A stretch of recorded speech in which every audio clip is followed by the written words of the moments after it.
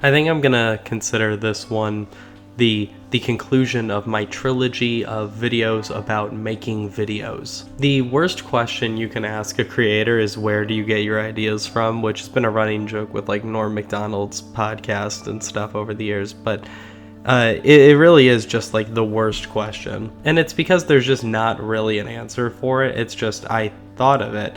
But I mean, obviously, we all know you get ideas from what's around you, but what has led the person to being the person they are to come up with that idea in that moment? I mean, oftentimes it is just as simple as they thought of it and they brainstormed it for a while.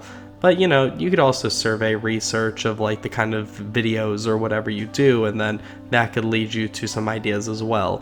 But I kind of want to keep this at the root of the question of ideas that are quote unquote original, ones that are outside the box that others aren't doing. And while I will say I think the idea of your video is oftentimes much more important than even the video itself, just in terms of people watching it or not, I will also say I think even more important than getting people to click on something to get them to actually watch it is you have to tell the story well. You have to be a good storyteller, and that's why I would very highly recommend anyone looking to be a creator of any sort, whether you're pursuing it as a career or just doing it for fun and to refine your skills, is to take in and process as much art around you as possible of all different forms. That means movies, that means TV shows, that means like audio-based art, that means paintings, that means reading. And I know reading is the one that stumps a lot of people, but I'm telling you, you're missing out on a lot of different art and a lot of fantastic stories that could teach you so much about creating and can help you coming up with your ideas, because you just don't feel like doing it. I think the thing that a lot of people overlook when they're first starting to make videos and stuff is that what they're making has to have like kind of like a central point to it, and has to have, I mean, it's what's often called the message, but that doesn't mean it has to be some profound statement about life. It just has to have a very central point, because otherwise all these different points of your video are just going to be kind of just sort of a nebulous of kind of a theme without any kind of focus on it. And when there's no focus, it makes people go, well, why am I watching this? What are you getting to? It makes people go, what's the point of this? And then when you don't get to it, they feel cheated, and that kind of breaks your trust with your own viewer. Ultimately, what's going to bring people coming back to watch your opinion, to listen to your opinion, is the trust you establish with them.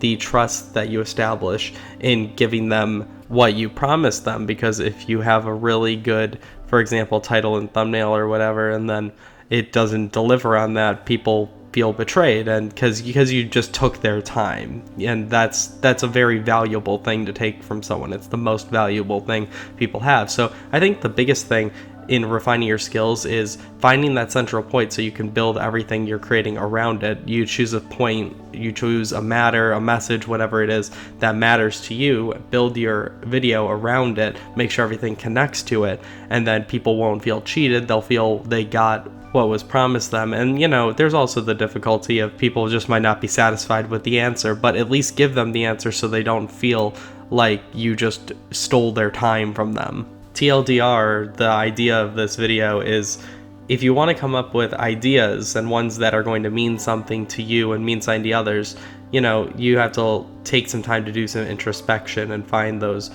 human experiences that people can connect to, and build your video around that and do what you can to heighten the emotions, because it's all about appealing to emotion and trying to get people to connect with it on a human level beyond that, because art is inherently emotional. Don't let anyone tell you otherwise, because art without emotion is very boring.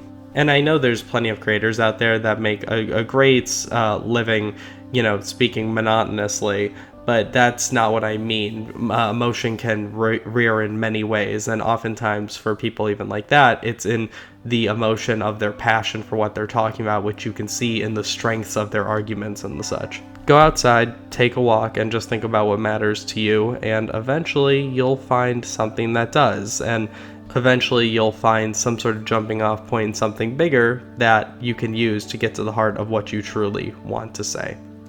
I hope that was helpful. Thank you.